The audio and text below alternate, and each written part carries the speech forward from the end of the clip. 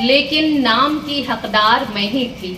वाह। हूँ तो गुमनाम लेकिन नाम की हकदार मैं ही थी। कहानी में तेरी वो मरकजी किरदार मैं ही थी।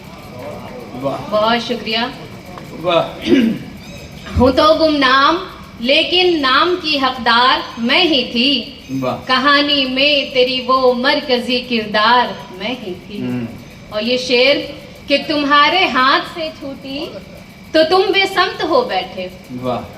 तुम्हारे हाथ से छूटी तो तुम बेसमत हो बैठे। तुम्हारी जिंदगी की नाव की पतवार मैं ही थी। वाह। वाह। तुम्हारी जिंदगी की नाव की पतवार मैं ही थी। बहुत शुक्रिया। और ये शेर कबीले का अलम बन जाता था पहले मेरा आंचल। बहुत खूब।